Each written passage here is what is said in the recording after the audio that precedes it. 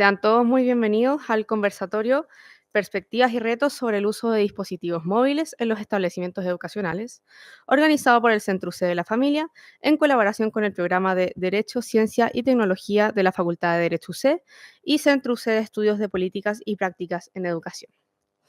El objetivo de este evento es abordar los riesgos y desafíos asociados al uso de pantallas en contextos educativos, con un enfoque especial en el impacto sobre el desarrollo cognitivo, emocional y social de los estudiantes, así como en el bienestar familiar. Conscientes de la importancia de esta temática, el Centro UC de la Familia ha preparado esta presentación con el fin de promover una reflexión profunda y constructiva sobre el uso de dispositivos móviles en la educación. El observatorio fue elaborado por Nicole Elizondo, investigadora del Centro UC de la Familia, en colaboración con Marigen Narea, investigadora principal del Centro de Justicia Educacional y profesora de la Escuela de Psicología UC. En esta edición también participó Valentina Faúndez, pasante del Observatorio de Políticas Públicas y estudiante de Trabajo Social UC. Para iniciar esta presentación, invitamos a Carolina Salinas, directora del Centro UC de la Familia, y a Nicole Elizondo, investigadora del mismo centro, a presentar los hallazgos y perspectivas de este observatorio. Hola, muy buenas tardes a todos. Muchas gracias por acompañarnos en esta jornada. Vamos a presentar brevemente lo que fue el observatorio. Este observatorio es el primero de este año 2024 y tratamos justamente el tema de niños, niñas, adolescentes en la era digital, ¿cierto? Y sus impactos y riesgos en un contexto mucho más educativo. En realidad la presentación es también en representación a la profesora Marigen, que no nos pudo acompañar, y también a nuestra pasante Valentina Faúndez. Una primera consideración es que el tema de los aparatos móviles en el debate educativo tiene sus luces y sombras respecto a su uso, ¿no? Y nosotros al menos distinguimos 4 de ellas, que las pueden vislumbrar en la PPT, y una primera es la detección de los efectos. Y aquí la bibliografía comparada es súper clara en decir que hay efectos cognitivos, hay efectos sociales y hay efectos emocionales que impactan. Por ejemplo, el uso excesivo de las pantallas afecta la atención, la memoria, la capacidad de adquirir nuevas herramientas de aprendizaje. Y eso también ha afectado de alguna u otra forma mucho la salud mental, y eso se está viendo hoy en día, sobre todo en los adolescentes, ¿no? Tenemos trastornos de ansiedad, depresión, problemas de frustración, y muchos de esos ha sido asociado a el exceso de pantalla, ¿no? En temas de educación, o sea, en los entornos educativos parece ser que es mucho más grave, ¿no? Porque tenemos problemas de que muchos adolescentes también sufren acoso, ciberbullying o problemas de violencia propiamente tal, ¿no? Muchas veces se ejerce por medio de estos medios tecnológicos. Y el celular es uno de ellos y es muy importante, ¿no? Em, También tenemos cambios en los comportamientos, que eso es súper importante aclarar, porque em, estos comportamientos, los llamados algoritmos de recomendación, también generan ciertas distorsiones en cómo nosotros nos relacionamos, cómo nosotros consumimos, cómo nosotros compartimos. Y de hecho, varios estados en Estados Unidos, por ejemplo, Florida, recientemente ha prohibido, por ejemplo, el uso de algunas redes sociales para menores de 16 y 14 años. O algunas universidades también de este mismo país han prohibido aplicaciones como TikTok, ¿ya? O sea, ejemplos hay y hay muchos. Un segundo riesgo que aparece acá son los riesgos asociados. Y es lo que en el fondo tiene mucho que ver con el punto anterior. Hoy día los niños y niñas y adolescentes están mucho más desprotegidos. Tenemos problemas de ciberbullying, acoso, amenazas por medio de estos medios, y ahí el tema de la seguridad, la protección de datos también parece ser que es un tema que todavía no está tan masificado. Solo como un ejemplo, el 16% de los países garantizan por ley una privacidad de datos en materia de educación. O sea, muy, muy poco. Todavía hay muchos desafíos al respecto. Y un tercer tema que aparece acá es el rol de la familia. Y aquí sin duda que el control y el monitoreo parental efectivo, digamos, tiene que ser previo a la llegada del sistema educativo, ¿no? Y eso parece que no lo tenemos muy en claro hoy en día. Pero sí, el rol de la familia es fundamental. Y en este tema también, el tema de los padres, en el fondo, en qué tipo de pantalla, si es que queremos, en el fondo, compartir con nuestros hijos, qué tipo de pantalla hacer, qué tipo de contenido vamos a ver, qué tipo de dibujos animados queremos que nuestros hijos vean. Respetamos efectivamente que ciertos dibujos animados, por ejemplo, tengan aplicabilidad para los mayores de 4 años, 6 años, 11 años. Son aristas que están en el fondo abiertas todavía. Lo ideal en el fondo, y siempre la bibliografía lo recalca mucho, es que lo ideal es que estas herramientas en el fondo, las pantallas o dispositivos, que a veces sí, generalmente se aplican por medio de aplicaciones de enseñanza, sean una herramienta más bien colaborativas y no tanto de dependencia como se está viendo en los últimos años, ¿no? ¿Por qué? Porque la idea no es suplir ciertas las habilidades sociales y hay habilidades muy valiosas que se pierden por una pantalla, por ejemplo, el dibujar, el pintar, el jugar, el conversar, ¿ya? Un tercer punto, o sea, perdón, un cuarto punto es el tema de el estado actual. Y el estado actual es que todavía hay muy poquitas políticas y programas en el fondo que toman una decisión de si prohibir o regular el uso de celulares.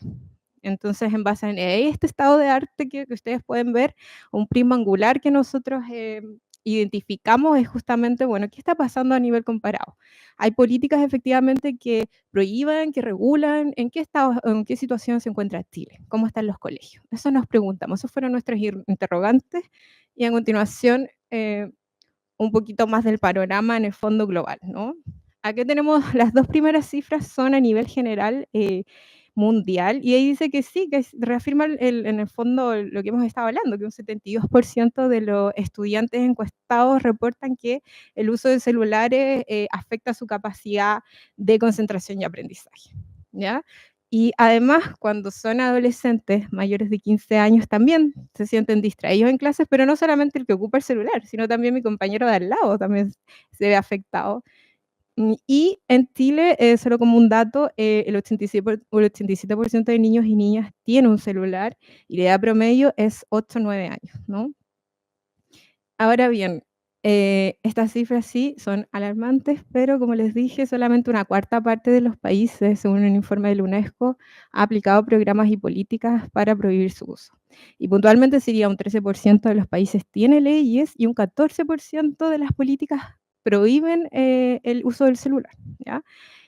Hay países y casos que revisamos que son muy puntuales. Por ejemplo, Alemania, por los estados que tiene, por la conformación que tiene, no prohíbe propiamente tal los celulares, pero sí prohíbe algunas aplicaciones como Microsoft. ¿Por qué? Por el Reglamento General de Protección de Datos que ellos tienen. Entonces, a veces hay disyuntivas en cada país, ¿no? Pero en general la tendencia es a la prohibición.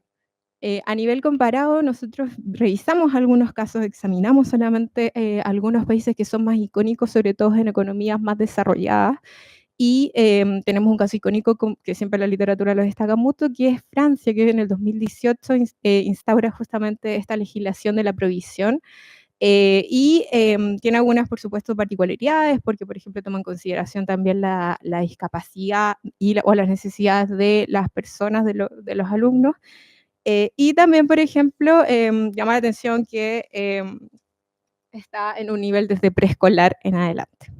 Luego tenemos el caso de Italia, de Países Bajos y de Inglaterra, que igual tienen directrices, tienen normas, tienen regulaciones que prohíben en general en todos los niveles. También tienen secciones cuando son casos particulares, pero la dirección en el fondo es en el fondo a esa prohibición durante clases, ¿no? Si ustedes me preguntan, ¿hay algún caso que no prohíba? Hay un caso particular que es Corea del Sur, y en el fondo un organismo que ellos tienen desde el Ministerio de Educación les dice, no, no podemos prohibir totalmente porque atenta contra la libertad de comunicación. Y en ese caso, por ejemplo, no pudieron instaurar esta idea, pese a que saben todos los efectos y todos los riesgos que tiene el celular en clases, ¿no? El punto siguiente es en Chile. ¿Cómo estamos en Chile? Y acá la verdad es que nosotros no tenemos actualmente una legislación aprobada en el fondo que trate sobre la regulación y uso de aparatos móviles. Lo que sí tenemos desde el Ministerio de Educación son algunas directrices y algunos esfuerzos, mesas de trabajo, documentos y orientaciones que intentan avanzar en la dirección de regular el uso, ¿cierto? Actualmente, bueno, hasta julio del 2023 teníamos 7 proyectos en el Congreso que trataban de este tema. Y estos fueron refundidos recientemente en uno. y se ha puesto la dirección y el trabajo justamente en avanzar en ese trabajo legislativo. Sin más, la semana pasada la Comisión de Educación de la Cámara de Diputados y Diputadas justamente aprobó una indicación que fue sumamente importante de relevar, que es que ahora se va a prohibir en el fondo el uso de celulares para la educación parvularia y básica, es decir, de primero a sexto básico, y se va a intentar de que los colegios hagan sus esfuerzos a través de protocolos para por lo menos regular en los alumnos de séptimo básico hasta cuarto medio, ¿ya? Estas son nuevas indicaciones en el fondo que son recién de la semana pasada y apuntan en el fondo a sacar lo más rápido posible, por supuesto, esta ley. Esta legislación que está en trámite tiene que conversar una vez aprobada con otra arquitectura institucional que a la vez tenemos como país. Por ejemplo, la ley de garantía o la ley de ciberseguridad que tiene una arista de infancia. O, por ejemplo, ayer que se aprobó la ley de la Política Nacional de Infancia y Adolescencia al 2024, también toca aristas de tecnología, ciudadanía digital, violencia, etc. O sea, son temas que son súper atingentes. Otro tema importante es que, por ejemplo, el mes pasado una municipalidad de nuestro país, que fue Las Condes, también aprobó por decreto municipal la prohibición del uso de celulares en 7 colegios municipales de esa comuna, ¿no? Y lo cierto es que tenemos este como medio camino, en el fondo hemos avanzado poco a poco, cada organismo ha hecho un poco de gestión, pero lo cierto es que la preocupación está. Y en una encuesta de la séptima radiografía digital de niños, niñas y adolescentes, lo dice, ¿cierto? Tenemos que un 58% de padres prefiere que sus hijos no utilicen celulares en clase. Entonces, como no tenemos como país todavía ni una legislación y tampoco tenemos como un puzzle que armar, nosotros tomamos 15 colegios, una muy pequeña muestra en el fondo de los colegios con mejor prueba ciencia en segundo medio, ¿cierto? En los 3 niveles municipales, particular, subvencionado y privado. Y en el fondo, ¿qué tenemos acá? O sea, tenemos un mix de matices importantes que relevar, porque si bien los colegios en general lo prohíben en sus protocolos, ¿qué tenemos? Que haya ciertos matices o ciertas ventanas que también dejan espacio a que esta medida no sea tal. Por ejemplo, algunos colegios, puntualmente el Liceo Bicentenario de Temuco, prohíbe explícitamente en el protocolo grabar, firmar o tomar fotografías a sus alumnos en todos los niveles, ¿cierto? Pero es el único de esta muestra, de esta pequeña muestra, es el único colegio que prohíbe eso, y eso va muy en sintonía con la legislación que actualmente está en discusión, que justamente dice que los establecimientos deben prevenir los delitos que se realizan por intermedio de los medios digitales. Y es el único que lo hace tan explícitamente. Pero el resto tiene secciones, por ejemplo, hay un colegio en Ñuñoa que sí permite su uso en los recreos, que es que nos llamó mucho la atención porque en general la idea de los recreos es que socialicen cara a cara, ¿cierto? Y no que estén con los celulares con un grado de dependencia importante. Hay otras excepciones, pese a que se prohíben los protocolos, por ejemplo, la mayoría es considerada una falta leve, o sea, casi sin importancia. Entonces, solamente en casos reiterados sucede que toman decisiones, algunas muy extremas. Por ejemplo, el colegio te quitaba el celular en el fondo y podías estar un mes sin él. Tenía que buscar otro apoderado, por ejemplo. Otros casos que simplemente se remitían a que se hicieran trabajos más comunitarios, como limpiar la sala, etc. Entonces, en ese sentido, no hay en los protocolos tanta claridad en el fondo de, ok, lo prohibimos, pero sucede en casos extras, sucede en espacios también que son los recreativos, en los espacios de salas de clases, que muchas veces en el fondo se usa igual como métodos de lectura o aplicaciones de aprendizaje, que eso sí los dejan, pero que en el fondo igual no tienen el control los profesores, ¿cierto? Entonces, en general, estos protocolos están actualizados, la mayoría desde 2023-2024, por lo que sí es importante es que crear las distintas instancias de formación para la comunidad escolar respecto a este tema, y eso echamos mucho de menos en los protocolos, que fue uno de los desafíos que ahora va a explicar Carolina. Muchas gracias, Nicole. Y yo he tomado la palabra como directora del Centro UC de la Familia, pero también en representación de Marigen. que fue una muy buena colaboradora y que también nos compartió generosamente sus conclusiones a la luz de lo que ya se había investigado en este observatorio. Y bueno, justamente la parte final del observatorio contempla un capítulo que se llamó Desafíos y Oportunidades, ¿no? Y allí están justamente estas 3 reflexiones sobre este uso de dispositivos y la consecuencia o la afectación en el aprendizaje, la socialización y el desarrollo de los niños. Sin duda, lo que ya escuchamos de parte de Nicole, que es una de las autoras entonces del observatorio, la constatación es que los celulares se están utilizando, ¿no? Que los niños tienen celulares en su poder y que en rigor esos celulares y esas pantallas no llegaron a su poder porque llegaron caídos del cielo, sino que hubo padres, hubo familia que consideraron que estos dispositivos había que propiciárselos o entregárselos a sus niños menores de edad. Y entonces ahí partimos desde una constatación que hace aún más compleja también la discusión respecto de cuál va a ser la posición entonces que tiene que tomar un establecimiento educacional y cómo esto puede ser parte de algún tipo de conclusiones dentro de la comunidad educativa, pensando que allí van a estar presentes entonces tanto padres y apoderados como también los profesores y directivos. Esa complejidad entonces obliga también más cerca al micrófono, me dicen. Ya, muy bien, gracias.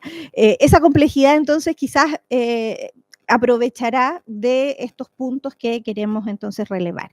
En primer lugar, la constatación de que los dispositivos móviles comienzan a muy temprana edad, pese a las recomendaciones de la Organización Mundial de la Salud, hace que en Chile esto implique entonces una preocupación respecto de no solamente de la cantidad de horas que los niños pasan frente a las pantallas, sino que además cómo esta exposición se asocia a problemas que no son menores, como por ejemplo problemas de control de impulso y una falta de manejo de la frustración en estos mismos niños. Hay cifras notables, pero también alarmantes, ¿no? Al año de vida hay en Chile un 36% de los niños que utiliza pantallas entre 1 y 3 horas al día, ¿no? Y estamos hablando de niños muy pequeñitos. Respecto a las consecuencias que decía yo, es importante destacar que muchos de los efectos nocivos de este uso no están causados, y creo que es bueno aclarar el punto, no están causados directamente por la utilización. Y esto creo que también lo mencionó Nicole, sino que están relacionados con acciones que los niños dejan de realizar por usar estos dispositivos, ¿no? Y entonces, ¿cómo cambia la vivencia del juego, la vivencia del aprendizaje, la vivencia de la socialización por el tiempo dedicado a la exposición a las pantallas? Y entonces, claro, los niños pueden dejar de realizar otro tipo de actividades que pueden ser muy significativas en la etapa de desarrollo en que se encuentran. Esto va desde aprender actividades motoras, pues estamos hablando desde niños muy pequeñitos, hasta también otras que son desarrollo de habilidades interpersonales y de comunicación. Y entonces, esto nos lleva al segundo punto relevante, ¿no? Y es que centrándonos principalmente en la primera infancia, pero también, sin duda, a lo largo de todo el ciclo vital de los niños, es fundamental que el uso de estas tecnologías sea acompañado por adultos.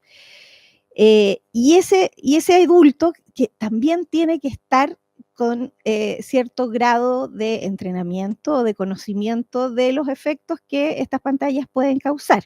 El punto es que el monitoreo parental no puede ser dado por adultos que desconocen el efecto de las pantallas o por adultos que tampoco pueden ellos mismos, ¿no?, controlar el uso de las pantallas en su vida. En ese sentido, el monitoreo parental entonces respecto del tiempo de uso y del contexto que dentro del hogar o fuera del hogar establecemos para el uso de dispositivos pueden influir muy positivamente en la afectación que estos niños puedan tener. Esto obviamente lo miramos más bien en el ámbito interno y en la intimidad de las relaciones familiares, pero llevado, y entonces el segundo punto a mirar y a concluir respecto de lo que va a pasar con el niño luego en el ámbito escolar, implica entonces que si esto no ha sido bien manejado, si no existe una primera, incluso, ¿no? Primeras decisiones que se toman en el ámbito familiar, cuando estos niños y niñas entran al sistema escolar, muchos de ellos ya van a venir con reglas y formas de usar estos dispositivos. Y entonces son reglas y formas que podrían chocar luego con una eventual reglamentación o con una directriz que sus propios profesores quieran imponer. Y por eso entonces se hace muy esencial, y por eso también esto es la justificación de por qué el Centro UC de la Familia quisimos, ¿no? Incluir este tema dentro de nuestros números de observatorio, es que se hace esencial, por un lado, apoyar a las familias en el aprendizaje, y en el aprendizaje propio de los adultos y en el aprendizaje también de los niños, ¿no? ¿Para qué? Para que este aprendizaje permita, ¿no? un acompañamiento en el uso y en la regulación de esos dispositivos, ¿no? Como hablábamos en el contexto. Y por otro lado, que también va íntimamente ligado con lo anterior, cuando se produce el encuentro entre lo que es el ámbito familiar con el ámbito escolar, que exista el espacio para alinear expectativas de los usos, evidentemente, entre la familia y la escuela. Y aquí, claro, está que cualquier avance no podrá ser unilateral, ¿no? Necesita que exista una coordinación entre ambos agentes tan importantes para la educación. Por último, solo quiero finalizar volviendo a señalar lo que ustedes también podrán leer en el documento. Una comunidad educativa puede ponerse de acuerdo en sus normas de convivencia y puede regular el uso de dispositivos, y esto es un gran avance.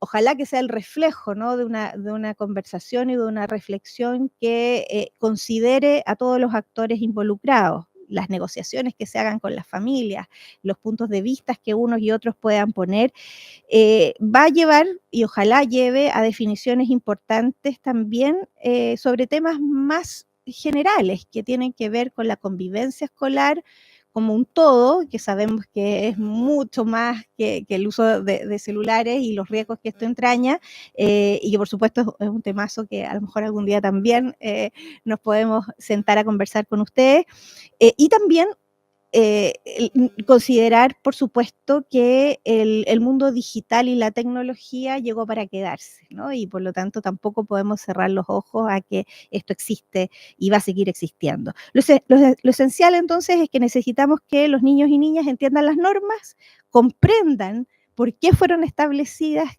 y por supuesto considere la autoridad de quienes establecieron esas normas, y por supuesto entonces que la regulación que viene desde el mundo de los adultos considere, por supuesto, que en el centro está el interés superior de ellos y el bienestar y también la autonomía que a ellos les tenemos que respetar. Cierro diciendo que nos parece una muy buena noticia que el proyecto de ley esté avanzando, está en el primer trámite legislativo y por lo tanto recién pasando a sala para la votación y para ponerse en tabla para la votación, pero luego de que el trámite pase por la Cámara de Diputados, vendrá el Senado, que sabemos que afortunadamente también siempre tiene muy buenas ideas y buenas correcciones que hacerle a los proyectos, y también esperamos que no demore mucho en haber consenso en ese mundo adulto respecto de una reglamentación que va a afectar de suma manera al mundo de los niños, de los adolescentes y de las familias. Muchas gracias.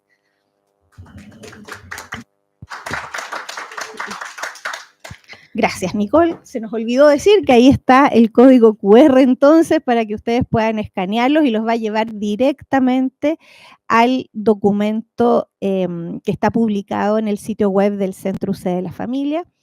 Lo pueden descargar también si es que entran a www.centroucdelafamilia.cl, también aparecerá ahí en la sección observatorio. Y no me demoro más porque lo importante viene ahora, ¿no? La conversación que vamos a establecer, sí o no, Gabriela, con nuestros invitados. Muchas gracias, profesora Carolina y Nicole, por la presentación. Para iniciar el conversatorio, vamos a recibir a la directora del Centro de Estudios de Políticas y Prácticas en Educación, CEP-UC, y profesora de la Facultad de Educación UC, Magdalena Claro, quien va a presentar la ponencia titulada Prohibir es renunciar a educar, la urgencia de promover una educación digital. Ella es socióloga, Master of Arts in Social Sciences in Education, Universidad de Stanford y doctora en Ciencias de la Ingeniería, Ciencias de la Computación de la Pontificia Universidad Católica de Chile. Actualmente es directora en el Centro de Estudios de Políticas y Prácticas en Educación y profesora de la Facultad de Educación UC. Bueno, muy buenos días o tarde ya. Muchas gracias por la invitación. Entiendo que tengo que pegarme aquí, así es que vamos a hacer el esfuerzo. Y efectivamente yo voy a hablar desde el área de la educación en este tema y en esa calidad es que también me invitaron y quería agradecer entonces este espacio para poder discutir sobre este tema que está tan fuerte en el debate y que desde... Es un área que yo vengo investigando hace muchos años, que tiene que ver con cómo la digitalización de nuestra vida va desafiando al sistema educativo y a cómo preparamos a las nuevas generaciones para vivir en un mundo y desempeñarse y desenvolverse en un mundo cada vez más digital. Respecto primero, bueno, la idea era también comentar un poco el documento, voy a polemizar un poco, que es la idea. Pero quiero de todas formas celebrar el documento, creo que lo valoro, como valorarlo, creo que hace una muy buena revisión del estado del arte, de la discusión y también algo de la investigación. Y dentro, a pesar de que se escuchó un poquito más pesimista ahora al escuchar la presentación, pero creo que el documento tiene una visión bastante equilibrada respecto de la evidencia que anda circulando, porque también en la evidencia hay tanto efectos negativos que están muy bien planteados y son preocupantes, como también positivos vinculados a las tecnologías digitales.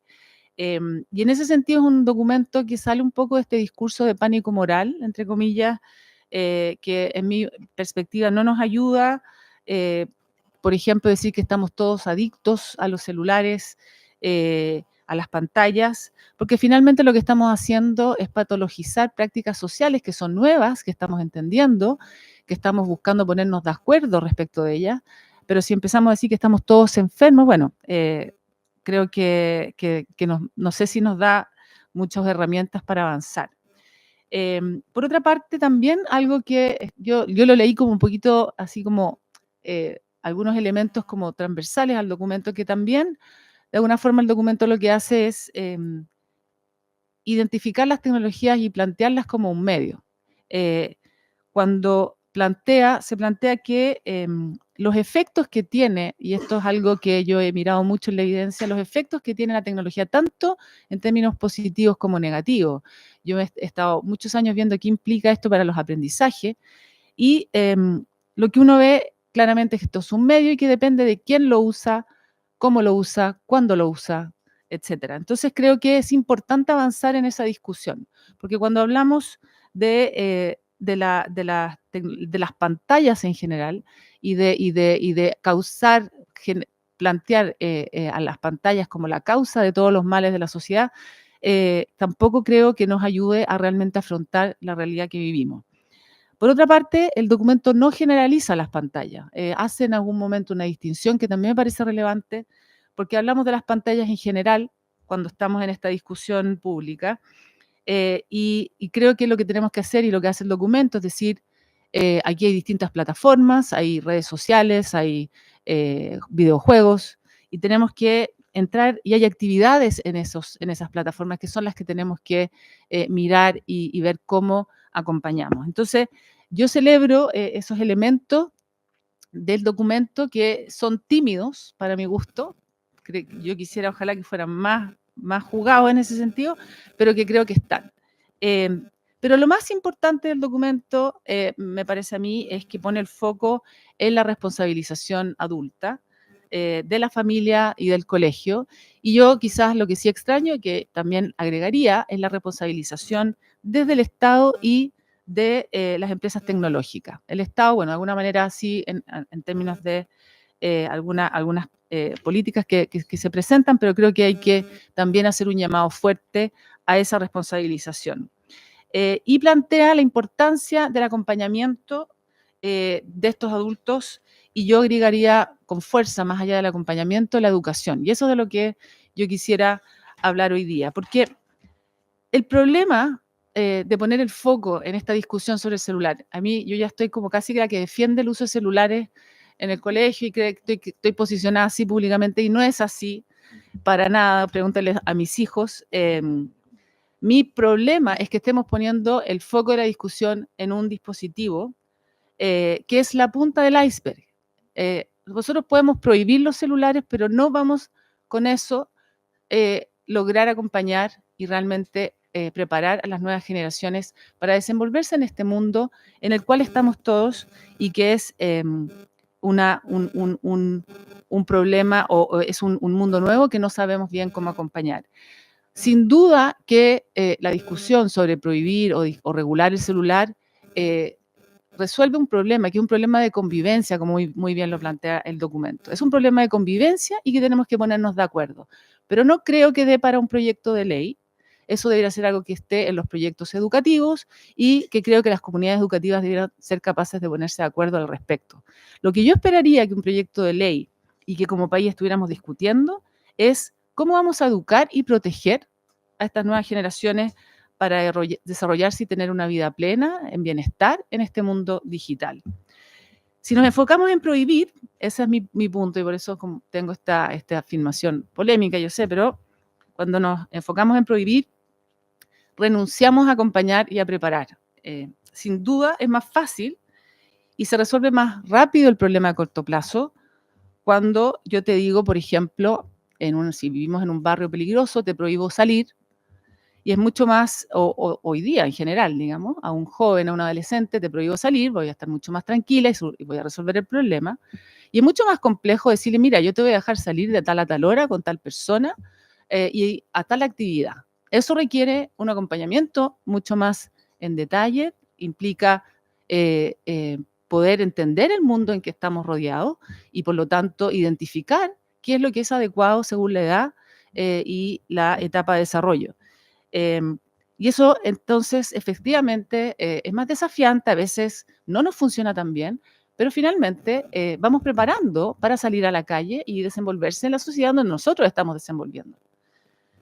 El mundo efectivamente se complejizó con las tecnologías digitales, con esta plataformización también, como se le llama.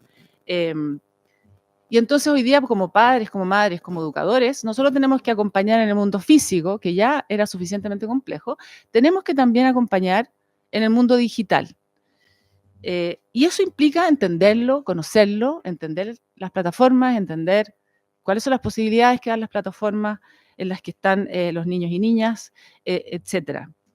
Entonces, ese es mi tema de fondo, de que finalmente, más allá del dispositivo a través del cual se está accediendo, el tema es este mundo al que están accediendo, ya sea en el colegio, en el hogar, o a través de un teléfono celular, a través de un iPad, a través del reloj inteligente, que hoy día yo le decía en la discusión en el Senado, bueno, sí, en la Cámara, en la Comisión de Educación, o sea, hoy día podemos regular y prohibir el celular, pero bueno, y después van a aparecer los relojes inteligentes y que también va a empezar a hacer una ley para prohibir los relojes inteligentes y quién sabe qué tecnología viene. Entonces, ¿por qué no nos preocupamos de los problemas de fondo y que implica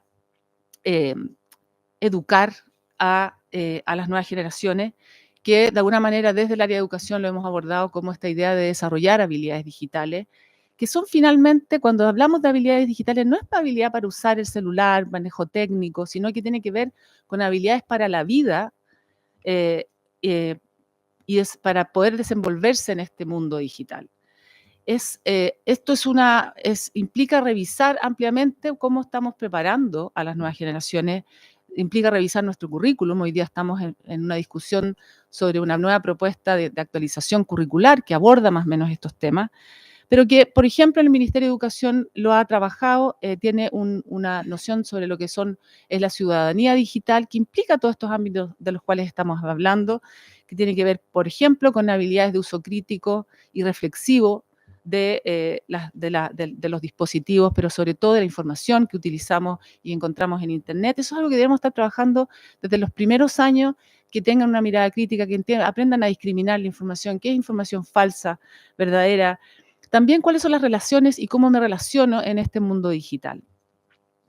Luego también están las habilidades de cuidado y responsabilidades digitales. O sea, cómo también hacemos un uso cuidadoso de estas herramientas, resguardando el bienestar físico, mental del cual estamos hablando y que vemos que está teniendo efectos.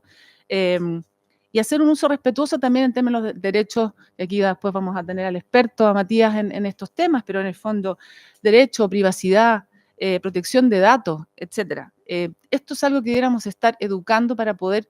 la tecnología siempre va a estar burlando las protecciones que vayamos poniendo. Entonces tenemos que tener nosotros las capacidades para desenvolvernos con esta tecnología de manera responsable y cuidadosa. Participación ciudadana. Hoy día estamos todos los adultos opinando, subiendo contenidos en el entorno digital, en estas plataformas. El punto es cómo vamos, y sentimos que no nos estamos relacionando bien, ¿verdad? Que no las estamos usando bien. Entonces, los discursos de odio, eso no modela muy bien tampoco, por más que les quitemos los celulares a los estudiantes, no estamos modelando demasiado bien el cómo relacionarse en este entorno. Entonces empecemos a educar sobre eso, sobre cómo participar de manera positiva, constructiva en este entorno, preocuparnos de los asuntos públicos, pero de una manera que respete la democracia y que de alguna forma aprenda a basarse, a generar discusiones basadas en evidencia, en fin, habilidades fundamentales en el mundo de hoy y que extraño profundamente en esta discusión centrada en un dispositivo. Y finalmente también creatividad e innovación. Hoy día también este es el ámbito donde de alguna manera se desarrollan los países y tenemos que también desarrollar habilidades para que nuestros estudiantes y las futuras generaciones sean parte de ese desarrollo. Esto no requiere el celular, efectivamente. Si esto no es el punto, no es usemos celular en sala de clase. La legislación que ustedes comentan está muy similar. En general, todas dicen, independiente del término que utiliza, si es prohibir, si es regular, lo que dicen es úselo, excepto, con excepciones, todas, excepción, uso pedagógico.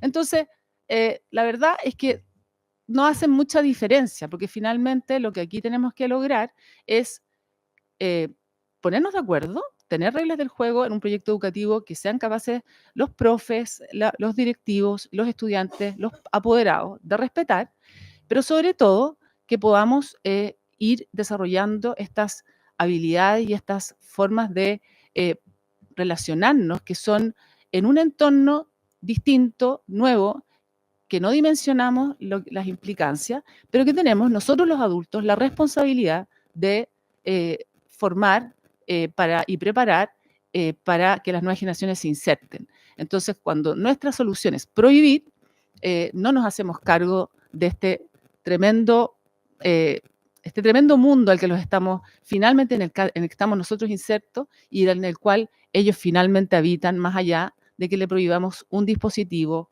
u otro. ¿Qué hacer? Currículum. Hoy día estamos en esta discusión. Esto está transversalizada, la ciudadanía digital, se está revisando la asignatura de tecnología. Creo que todavía tenemos que seguir discutiendo al respecto. Capacidades docentes, yo trabajo en una facultad de educación, estamos tratando de avanzar en ese sentido.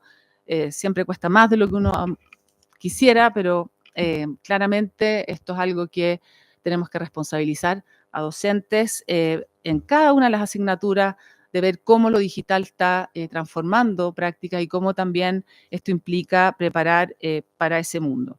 Y legislar. Ese creo que es el tercer aspecto fundamental.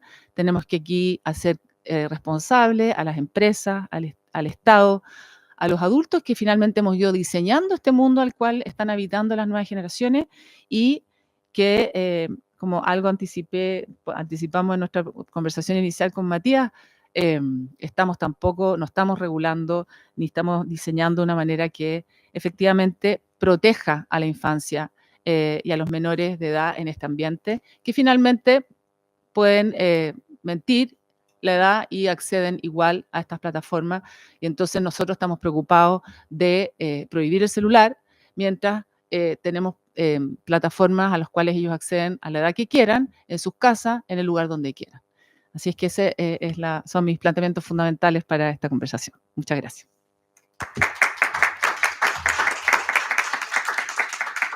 Muchas gracias, profesora Magdalena, por sus valiosas reflexiones. A continuación, iniciaremos con los comentarios del subdirector del programa de Derecho, Ciencia y Tecnología de la Facultad de Derecho UC y profesor de la misma facultad, Matías Aranguis. El profesor presentará la ponencia Exploradores Solitarios, Niños en la Anarquía de Internet. El profesor Aranguis es abogado, máster en Finanzas por Shanghai University of Finance and Economics en China y doctor en Derecho por Shanghai Jiaotong University en China. Actualmente es subdirector del programa en Derecho, Ciencia y Tecnología UC y profesor de Derecho UC. Adelante. Muchas gracias. Bueno, muchas gracias por la invitación y además por compartir la testera con Magdalena y por supuesto con Carolina y con Nicole, además con quien somos amigos hace muchos años, lo cual hacemos. Así que, pero muy buenas tardes. Primero, una disculpa, no soy del mundo de temas de educación, ni de temas de familia, ni de temas de infancia, sino básicamente temas de tecnológicos un poco más secos, más brutos. Entonces, siguiendo o colgándome de lo que decía Magdalena, la importancia de ser responsable de la empresa y del Estado, partir simplemente ratificando de que hoy día las empresas y el Estado no son responsables de nada. No son responsables de absolutamente nada y lo que tienen simplemente son atisbos, ¿no? O básicamente como checklist de hicimos un poquito. Pero si vemos la estructura general, lo que voy a tratar de presentar hoy día, ¿no es cierto?, es que en realidad no hay un pensamiento general con respecto a Internet.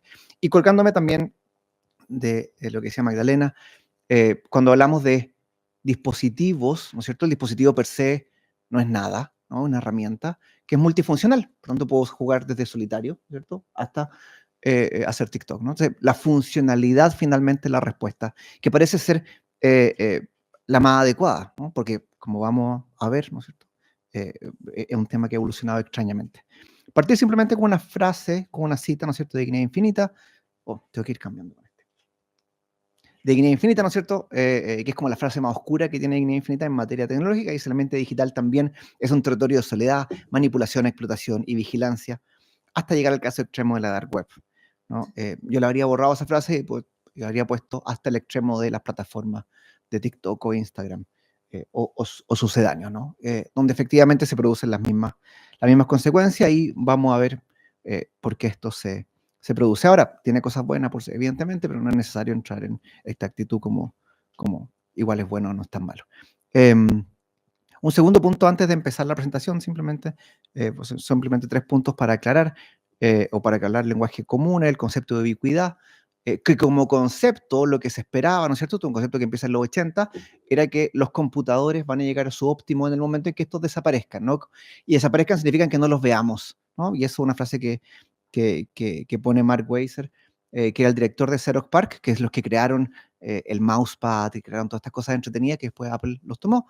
Y él decía, el objetivo final es que el computador no lo veamos, deje de ser como habían antiguamente, la casa como la pieza del computador, y no los veamos, y es lo que hoy día tenemos en todos los dispositivos inteligentes. Entonces, como bien decía Magdalena, ¿qué es lo que vamos a hacer después del celular, no es cierto? Porque la gracia es que el celular no creo que le dure más de 10 años como concepto que tenemos hoy día. Lo más probable es que se incorporen o en lente inteligente o lo que sea, y la regulación, por tanto, no puede caer en el error, ¿no es cierto?, de un decaimiento programado, de regular dispositivos en vez de regular funciones, ¿no? Y eso es un error conceptual de la técnica legislativa, que lo vemos no solamente en esta área, sino que la vemos en protección de datos personales, ¿no es cierto?, sin entender nada, en materia de inteligencia artificial, etcétera, ¿no? Porque estamos un poquito más preocupados del FOMO que de otra cosa.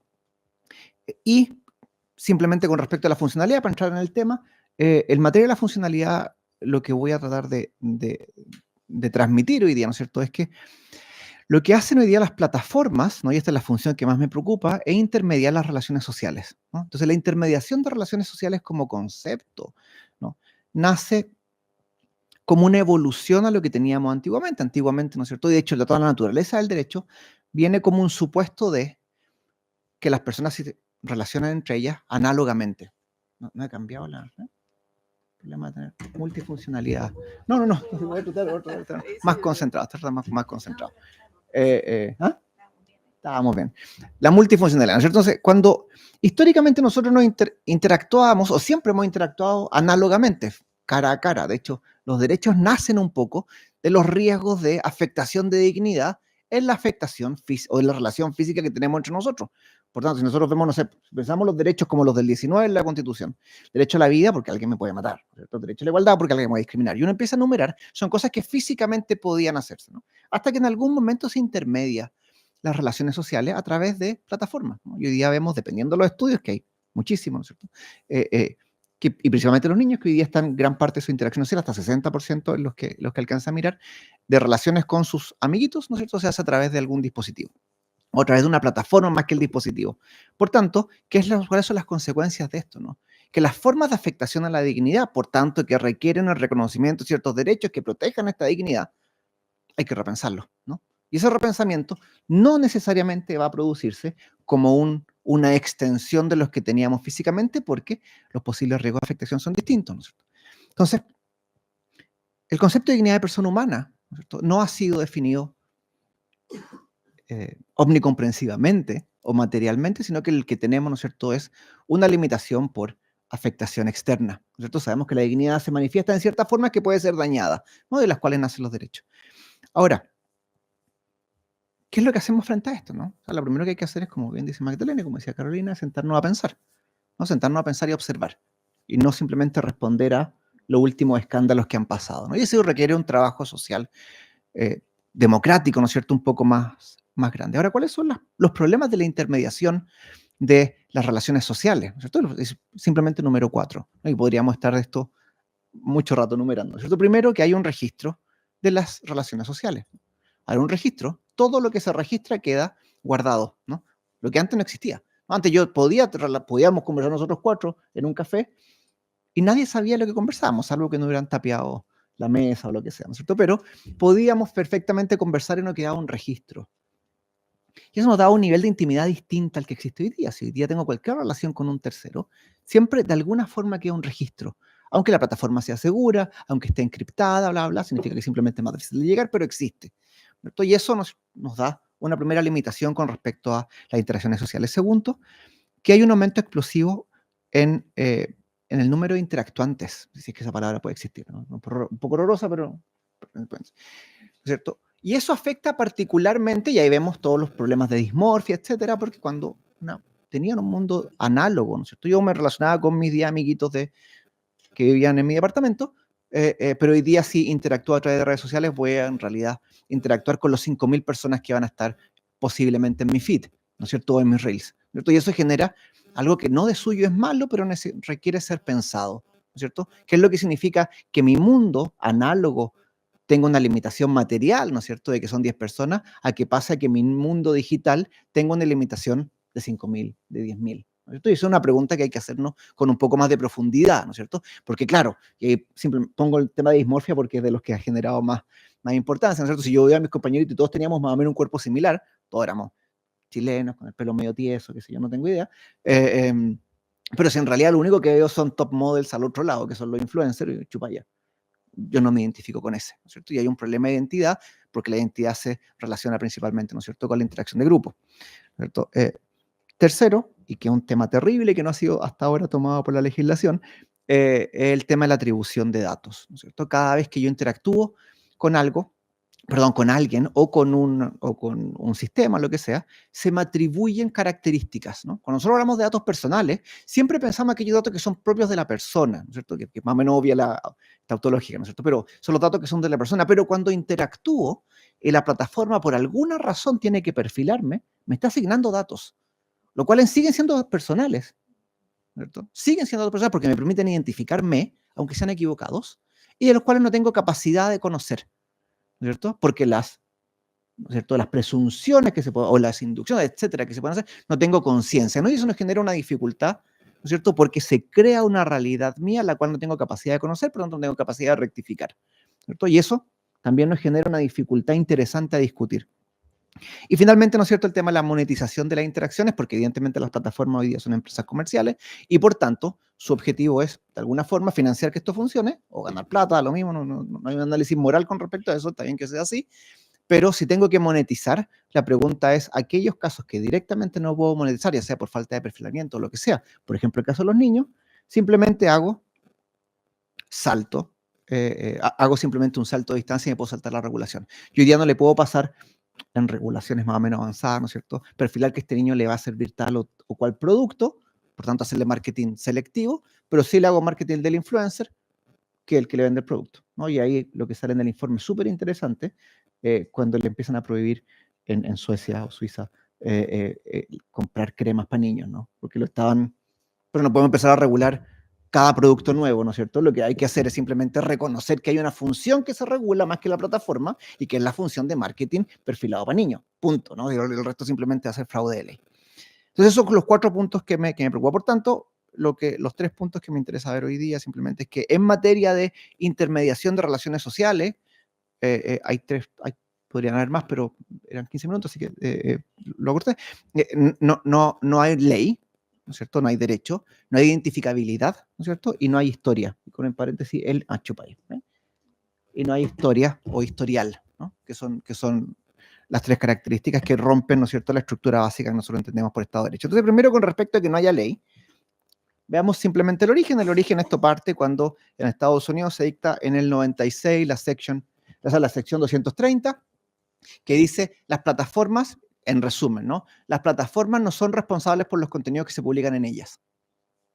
Esa era básicamente lo que dice la regulación. Podemos entrar en mucha discusión, esto se discute constantemente, pero la jurisprudencia en Estados Unidos, incluso la de California, que es la más progresista, ha ratificado el punto, ¿no? No son responsables por lo que se publica en ella, por lo tanto yo puedo publicar cualquier cosa, ¿no? Y la plataforma decir, ¿sabes que no es problema mío? Básicamente le dice, ustedes no van a funcionar como el editor de un diario, porque el editor del diario sí es responsable, ¿cierto?, por sus contenidos. No obstante, las plataformas pueden aplicar su propia normativa. Entonces, ¿qué es lo que dice la norma si uno la ve en abstracto, ¿no es cierto? La norma está diciendo, las plataformas tienen su propio derecho, y ese derecho se lo aplica a la propia plataforma. Y si quiere lo ejecuta, y si quiere no. Eso es lo que dice la regulación, ¿no? Que es brutal así, ¿no es cierto? Mientras tanto, esta es la peor de las consecuencias que ha pasado a propósito de esa norma, ¿no es cierto? Que el genocidio de los Rohingya, que son un grupo musulmán que hay, ¿no es cierto?, en Myanmar o en Birmania, que representa el 4% de la población, ¿no es cierto?, que más o menos hay 1 millón de personas entre desplazados y asesinados. ¿Qué es lo interesante de este caso? Que todo el odio, el discurso de odio hacia los Rohingya fue hecho a través de Facebook Ads. O sea, la gente pagaba por el discurso de odio. O sea, se pagaban publicidades de vamos a matar Rohingya. Ese era el discurso, ¿no?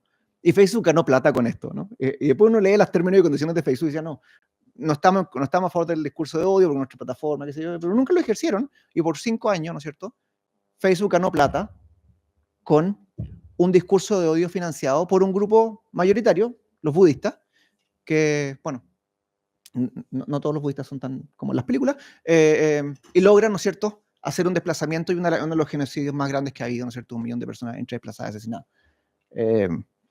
Brutal.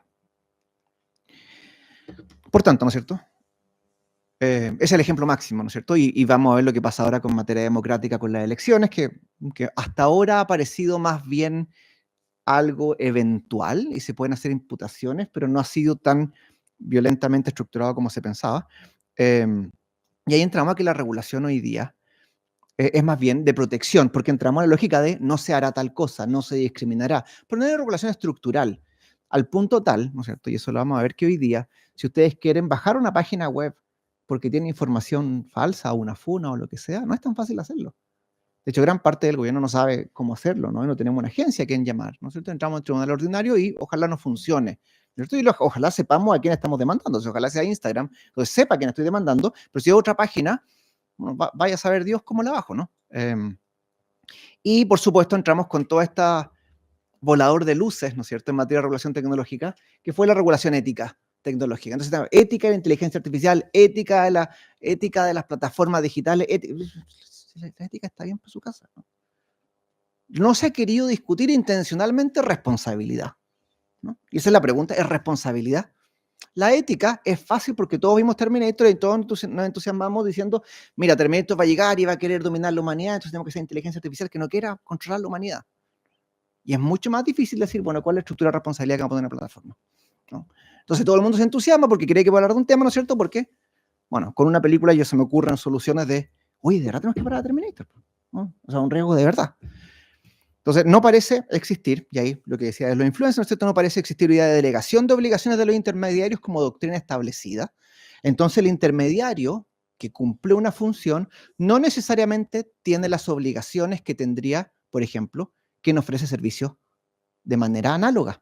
Si ustedes se meten hoy día a las plataformas digitales, ¿no es cierto?, de mercados de compra de productos, no tienen las mismas obligaciones que tengo en el supermercado. O sea, no tienen que tener el cuadrito con la información necesariamente en el avisaje y no me ponen necesariamente, ¿no?, los tickets. Entonces uno dice, bueno, fantástica la regulación de consumo, ¿no? Fantástica todo lo que se hizo en el mundo análogo. Lo pongo a través de internet y chao. Lo mismo con el perfilamiento de los niños. La ley de prensa hoy día en Chile, si bien, y es también una interpretación a discutir, ¿no es cierto? La ley de prensa dice son medios de comunicación social aquellos aptos para transmitir, divulgar, difundir o propagar en forma estable y periódica textos, sonidos, imágenes destinados al público, cualquiera sea el soporte o instrumento utilizado. Por tanto, a mí las plataformas digitales caen dentro de la definición de la norma. Pero por alguna razón ha dicho, no, es que no se le aplica porque después de la ley de medios, las bajadas dicen a radio, a periódicos y a televisión, ¿no? Independiente que las normas generales hagan esa definición. Y sabemos, ¿no es cierto?, que los editores, no propietarios, o sea, los directores, no propietarios, no editores, no administradores, tienen responsabilidad, ¿no es cierto?, por lo que se publica en sus medios.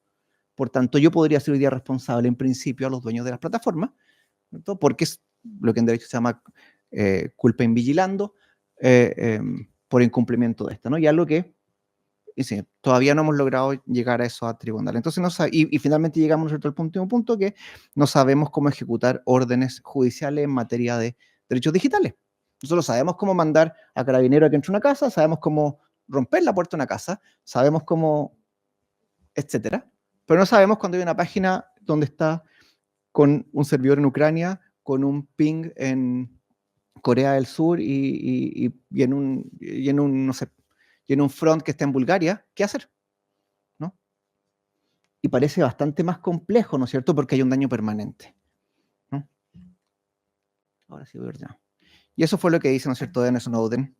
Era una frase perfecta, el libro es súper interesante, ¿no es cierto? Dice, en la década de los 90, Internet aún no había caído víctima de la mayor injusticia de la historia digital, ¿no es cierto? El movimiento protagonizado por gobierno y empresa, el por supuesto un poco conspiranoico, ¿no? O sea, perdónenme ese tono, de vincular lo más íntimamente posible el personaje online del usuario con su identidad jurídica offline. Antes un niño podía conectarse un día y soltar cualquier tontera muy gorda sin tener que rendir cuentas por ello al día siguiente. Quizás eso parecía un entorno más sano e imaginable en el que crecer, pero es precisamente el único entorno en el que es posible crecer. Dice, en algún momento en los 90 se logra asociar la personaje online del offline, ¿no? Y ese es el cambio que nos tiene que hacer la segunda pregunta, ¿no? Y el segundo punto, que es, ¿tengo derecho a participar anónimamente de Internet o no tengo derecho? ¿No? Y esa pregunta, si nosotros vemos la regulación en Estados Unidos, ¿cierto? La regulación en Estados Unidos ha sido extremadamente fuerte en decir, tiene derecho a actuar anónimamente en Internet, porque si no lo hiciese, limitaría su capacidad de decir cosas, por tanto, su libertad de opinión. Entonces, usted tiene derecho, salvo, y la única excepción que hay, por supuesto, es que usted se meta en la ley de mercado de valores, porque si usted hace manipulación de activos, ¿no es cierto?, la SEC va a llegar de cabeza y le va a decir a las plataformas, entrégame la información, tengo que identificar porque se mete con cualquier cosa, pero menos con el valor de los precios de los activos, ¿no? Pero bueno, Eso es, al menos hay una excepción, ¿no es cierto? Pero en Estados Unidos se ha ratificado la idea de que tengo derecho a actuar anónimamente en Internet, ¿no es cierto? Y eso es como antecedente de la libertad de expresión. Mientras tanto, en China, el gobierno dijo no, ninguna posibilidad. No, si usted quiere actuar anónimamente en Internet, aquí no va a ser. Porque la única forma de actuar anónimamente en Internet, o sea, la única razón para actuar anónimamente en Internet es para ocultar conductas, ¿no es cierto? Y si usted quiere hacerlo, de hecho, hablaban de libertad de expresión, que existe, ¿no es cierto?, en China, ¿no? Que es una forma extraña, dice, usted perfectamente puede opinar, pero si su opinión no va con su nombre, aquí no hay libertad de expresión. Eso es panfletismo, ¿no? Por tanto, ¿no es cierto?, todos son responsables, incluso, de hecho, interesante que actualmente se hace responsable a los grupos de WhatsApp, que en China se llama WeChat, el que creó el grupo de WhatsApp, si dentro de su grupo alguien comete un delito, el creador del grupo o el administrador es igual de responsable, ¿no? Porque dicen, esto es un estado que necesitamos controlar. El tema de supervigilancia es para otra conversación, ¿no es cierto? Entonces, el tema de la anonimidad nos impide, ¿no es cierto?, saber quién está al otro lado. Y hay una protección de quién está al otro lado, lo cual hace muy difícil conocer jurídicamente quién es el sujeto pasivo de una posible demanda, ¿no es cierto? Y el último punto, ¿no es cierto?, y con esto termino, que no existe historia o historial. Todos los datos, hay un estudio súper interesante del Pew Research Center, ¿no es cierto?, que habla, que salió este año, que el 38% de las páginas web del 2003 hasta hoy día no están accesibles, ¿cierto? O sea, se perdió el 38% de las páginas web. Y ahí déjeme leer porque es súper interesante, ¿no es cierto? Dice, el 8% de las páginas del 2023 hoy día no están accesibles. Y 8% que es poquito, sí, pero 8% es un número de varios trillones de páginas, ¿no? No están accesibles. El 23% de las páginas web de noticias contienen al menos un enlace roto, al igual que el 21% de las páginas web de sitios gubernamentales. Los sitios web de noticias con alto nivel de tráfico y los que tienen menos nivel de tráfico tienen la misma probabilidad de enlaces rotos, ¿no? O sea, se va perdiendo Internet por diferentes razones, ¿no? No es que haya esta decadencia digital no se da así como intencionalmente, ¿no? Anticonspiranoico, pero tiene un efecto, ¿no es cierto? Y después dice, el 20% de los tweets no son visibles públicamente un par de meses después de que estos se publicaron. 20%. De eso, el 60% de los casos es que la cuenta se publicó originalmente, el tweet se hizo privada, o sea, publican algo y después se hacen privado, por tanto no puedo acceder a la información. Y el 40% restante, el titular eliminó el tweet, pero sigue estando por ahí, ¿no es cierto? Y si lo vemos hoy día en materia de Reels, y con esto termino, si lo vemos en materia de Reels, que son básicamente los que los chicos ven todo el día, ¿no?, como en redes sociales, tengo un problema grande con los Reels, ¿no es cierto? Los Reels no permiten saber el registro histórico de visualizaciones. O sea, yo no puedo saber qué es lo que una persona vio, ¿no? Y que puede estar bien, pero un padre no puede saber lo que su hijo vio, ¿no? Y tenemos casos como Momo, los diferentes casos, ¿no es cierto? Yo no sé si lo vio o no. Y si no sé si lo vio, tengo evidentemente una pérdida de control parental importante, ¿no es cierto? Y segundo, ¿no es cierto?, elimina la posibilidad de constituir pruebas frente a daños. Porque si a mi hijo le mostraron Momo y mi hijo va y se corta, ¿cómo sé que le mostraron Momo? No, porque no lo vio en YouTube. Ah, chupaya. Gracias por el... Gracias. No voy a mostrar Momo, no voy a poder terminar mal. No, pero ¿cómo voy a saber que efectivamente le mostraron Momo? Entonces, ¿cómo puedo demandar? ¿No es cierto? Si solo sé que mi hijo ya con la ballena dibujada en el brazo, ¿no es cierto? O lo que sea. Si no tengo antecedentes. Y hasta ahora yo no conozco, y lo he buscado, ¿no es cierto? No conozco ninguna solicitud que le hayan hecho a las plataformas para decir, oiga, muéstrame el historial completo de esta persona. Lo hacen sí con historiales de búsqueda en Google, en Estados Unidos mucho, pero no con historial de Reels, ¿no es cierto? Y tercero, y con el último tema, ¿no es cierto?, la implementación de algoritmos de recomendación se hace a ciegas del usuario, ¿no es cierto? Porque si yo no sé qué es lo que vio, no estoy en esto, estoy en eso, así que gracias. Si se hace a ciegas del usuario, ¿no? Porque yo no sé efectivamente qué es lo que vio mi hijo, ¿no? Y ese mundo, ¿no es cierto?, y esta es la reflexión final, ¿no es cierto?, y ese mundo hace muy difícil jurídicamente enfrentarme, ¿no es cierto?, al no haber una regulación, al no haber capacidad de enforcement o de ejecutar normas, ¿no es cierto?, al no haber identificabilidad de quién es el sujeto pasivo, ¿cierto?, y al no tener historial en la principal forma de acceso a información que están teniendo hoy día los chicos, que son a través de Reels, en TikTok, en Instagram, en Facebook, en YouTube, en lo que sea, ¿no es cierto?, nos tenemos que hacer pensar o hacernos la pregunta de cuánto riesgo como sociedad estamos dispuestos a aceptar, ¿cierto?, y aprender a cuál es la capacidad o cuál es el riesgo real que tenemos como sociedad. Y la última pregunta es, en 50 años, cuando miremos para atrás, ¿cuán bárbaros nos vamos a sentir? Mira, dejábamos a estos niños meterse a redes sociales sin ningún problema, sin ninguna regulación, con 3 normas muy mal redactadas y muy simplistas hechas por un par de gobiernos. Decimos, éramos bien brutos, ¿no? O sea, el test de la risa histórico yo creo que no lo vamos a pasar. Así que necesitamos ponernos las pilas y ponernos a pensar. Eso. Muchas gracias.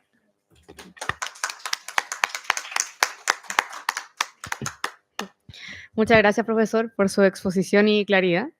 A continuación abrimos el espacio para preguntas del público, las cuales fuimos repartiendo en los papelitos que les entregamos, y serán realizadas por la profesora Carolina Salinas, directora del Centro UC de la Familia. Sí, gracias, Gabriela. Tengo varias acá.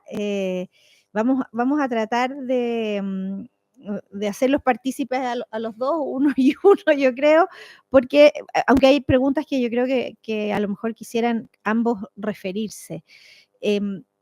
Hoy hay, por una parte, preguntas que tienen que ver con que volvemos a la educación, ¿no? ¿Qué significa aprender hoy, ¿no? En tiempos en que tenemos, aquí la pregunta dice, en tiempos de economía informacional, ¿no? O quizás el concepto más bien alude a una sociedad de la información. ¿En qué significa aprender? Y esto lo uno a otra pregunta que tiene que ver con cómo en esta sociedad del conocimiento o cómo distinguimos, ¿no?, una sociedad de la información de una sociedad del conocimiento. ¿Cuáles serían entonces los desafíos? Porque la pregunta es qué significa aprender, pero yo me imagino que apunta entonces a los desafíos que hoy día tiene el aprendizaje en nuestra época, en estos tiempos. No sé si Magdalena a lo mejor no. Sí, es un gran desafío porque hasta hace, digamos, 30 años, que es cuando claro, 25 años cuando se masifica Internet en nuestro país, por ejemplo, la verdad es que el gran tema era poder acceder a la información y bueno, y pensar y poder pensar a partir de ella, pero hoy día justamente estamos con un acceso a información infinita y eso también genera este problema de identificar la veracidad, la fuente, y por lo tanto, de alguna manera lo que planteamos los que hemos estado, digamos, reflexionando sobre esto es decir, cómo en realidad hoy día no es tanto el desafío el poder identificar la información y poder entenderla y transmitirla, sino que es cómo podemos evaluar la información y también desarrollar ideas nuevas, originales a partir de todo esto a lo que accedo. Cómo también yo puedo diferenciar lo que yo pienso respecto de los estímulos que tengo. Se vuelve mucho más complejo y por lo tanto las habilidades, este paso como un poco de poner el foco de la educación en adquirir conocimiento hacia un foco más a desarrollar habilidades de pensamiento crítico, habilidades de discriminación de información, habilidades de creatividad, etcétera, no son palabras porque muchas veces están muy usadas esos términos, pero tienen un origen que es decir, ¿qué es lo que yo logro realmente crear o desarrollar de manera original a partir de todo esto que yo recibo como estímulo? Entonces, quienes realmente hoy día pueden, un poco también, es decir, quién realmente está agregando valor a la sociedad, es quien logra finalmente pensar críticamente, crear ideas nuevas a partir de todo esto que hay y sobre todo también evidentemente abordar soluciones a los problemas. Entonces, tenemos un sistema educativo que también en el momento que se masifica, le resulta mucho más simple poder transmitir información y además evaluar esa información o ese conocimiento básico que se reproduce, es mucho más simple. Todos aquí en el mundo académico sabemos que es más fácil responder una prueba de alternativas, porque en realidad cuando tiene muchos estudiantes, poder tratar de que desarrollen ideas y poder evaluar esas ideas y sus fuentes, etcétera, es mucho más, requiere más tiempo y cada vez tenemos menos tiempo. Entonces, pero ese es el gran desafío, es poder, porque ese es el mundo en que vivimos hoy día y eso es lo que hoy día se valora tanto en términos de economía de la información o también del desarrollo de la sociedad en términos de desarrollar conocimiento más que información, que es un conjunto de datos y de menos articulados de alguna forma, como yo entiendo ese concepto. No sé si No tengo ninguna competencia para hablar de educación, así que prefiero quedarme callado porque no. Bueno, tengo otra pregunta que quizás va más bien a preguntar, y aquí la pregunta yo creo que es más para Matías. Hablando de cara a una regulación, ¿no? ¿Qué debiera regularse y cuáles son las posibilidades que efectivamente se pueda regular hoy día todo lo que implica Internet?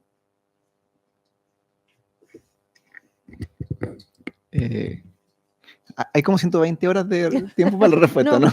No, tienes que resumir en 3 minutos. Yo siempre parto como de la visión de responsabilidad. Yo creo que algo que no tenemos hoy día claro son los estándares de diligencia en materias digitales.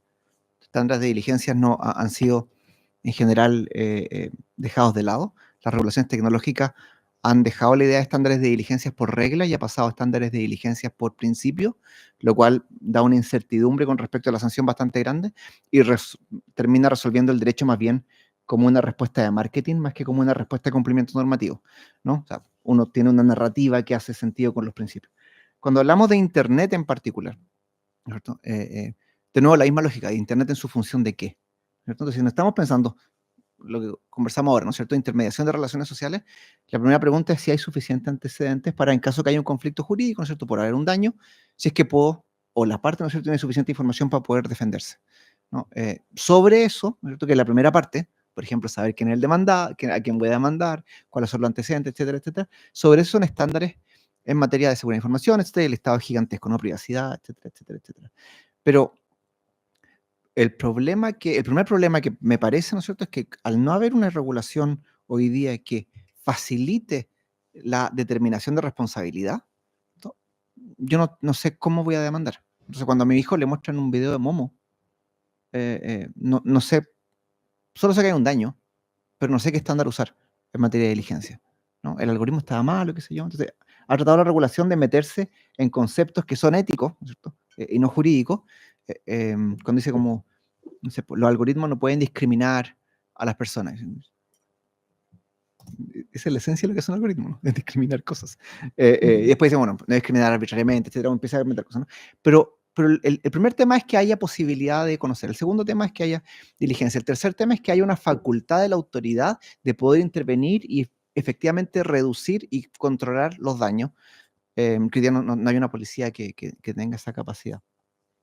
Y después finalmente vamos a regulaciones estructurales. Me costaría pensar hoy día cuál es la regulación estructural de Internet, cuáles son los mínimos que debería tener, no sé si Internet, pero las plataformas relacionales, porque no hemos evolucionado en la primera parte. O sea, primero necesitamos tener jurisprudencia de daños y jurisprudencia de daños que muestran estándares. Luego de lo cual podemos saber, ok, cuál es el mínimo, ¿cierto? Es mucho más fácil decir, no, deberíamos tener 10 principios. Una locura, no sabemos, ¿no? O sea, lo que necesitamos es necesitar juicios donde demanden personas y a empresas las hagan responsables. Punto. Al futuro, perdón. Y antes de eso, saber cuál es el tribunal competente. Sí, o sea, por supuesto. Vamos a tener una sentencia, ¿no? Ya, muchas gracias.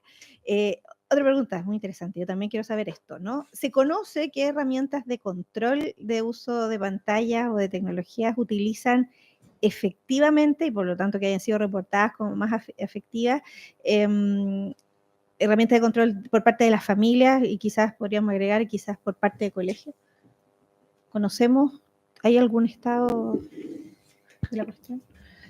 A ver, yo no conozco, o sea, no me acuerdo específicamente los nombres, pero sí sé de sitios o de lugares donde pueden consultar que son, que me merecen respeto. Uno es uno que se llama Brave Up como sé valiente, es que es un equipo que ha trabajado fuertemente en temas de alfabetización digital y también de mediación desde el mundo adulto, y que trabaja harto en colegios, y ahí tienen recomendaciones de herramientas de control parental.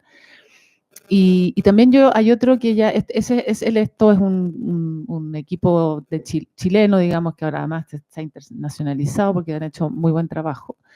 Y hay otro que ya es más internacional, que a mí me gusta harto, que se llama Common Sense Media, que no solamente ofrece, yo creo, estoy casi segura que también ofrece controles parentales, pero también sugiere, recomienda según la edad qué contenidos son adecuados, qué sitios ver.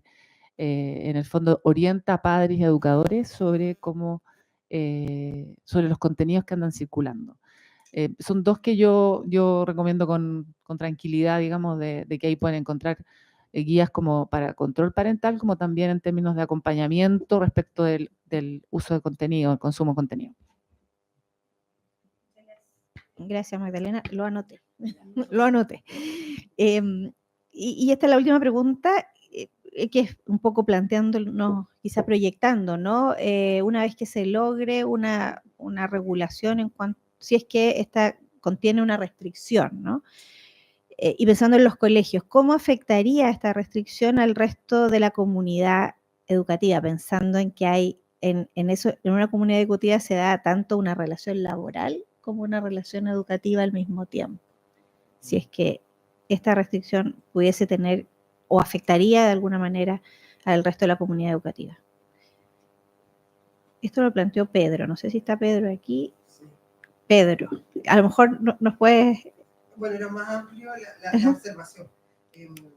Cuando salen estas conversaciones de que se va a discutir una restricción del uso de dispositivos, hablamos de la comunidad educativa, y la comunidad educativa no solamente son los alumnos, es el resto de la comunidad educativa. Claro. Entonces, mi observación es, si llega a dictarse esta normativa que va a legislar, ¿cómo afectaría al resto de la comunidad educativa? Porque el dispositivo, estamos regulando, lo vamos a hablar, profesor, la función del dispositivo, que es la comunicación. ¿Cómo afectar a los otros asistentes de la educación, los profesores, el equipo directivo, emergencia? Considerando además que la pandemia enfatizó el uso del dispositivo móvil con el tema de la clase por Zoom. Y eso ocurre en todos los niveles de educación. Entonces, ¿cómo lo ven ustedes? Gracias, Pedro. Es que ahí está. No sé, como no conozco la norma, yo lo que diría es como que asumo que este dispositivo es más sujeto, ¿no? Claro, está referido sobre todo al uso de los estudiantes, así es que es como que está enfocado ahí a los estudiantes. Eso no implica efectivamente que los profesores y la gente más del área de gestión educativa no pueda utilizarlo. Así es que está muy enfocado justamente dentro de la sala de clases, si se usa o no dentro de la sala de clases, y también en los recreos. Es como esa también la manera, ¿verdad? Sí, eso también es a los estudiantes. A los estudiantes. Así que en ese sentido, no. Sí. Además, considerando que el 5 de agosto la superintendencia dictó un ordinario en donde establece la aplicación de los protocolos para la ley CARIM, que también es un modo de acoso digital. Entonces, creo que la regulación del dispositivo afectaría no solamente a la relación educativa, sino que colateralmente a la relación laboral que está en el ámbito de educación. Y esa es como una observación que también hacemos los que vemos educación y derecho laboral en el ámbito educativo. Muchas gracias, Pedro. Gracias. Muy bien. Con esas preguntas nos quedamos. Yo sé que el tiempo se nos ha hecho corto, podríamos estar aquí conversando más tiempo, pero muchas gracias a Matías, muchas gracias a Magdalena, y bueno, felicitaciones también a Nicole y a Marigen, que en algún lugar del mundo nos va a escuchar. Bueno, para finalizar este encuentro, queremos agradecer a todos nuestros invitados el día de hoy y a todos ustedes, por supuesto, por su presencia. Como Centro C de la Familia, los invitamos a seguir en contacto a través de nuestra página web y también a través de nuestro canal de YouTube, por medio de los cuales informaremos y transmitiremos próximas actividades en las que esperamos contar con su presencia. Muchas gracias a todos.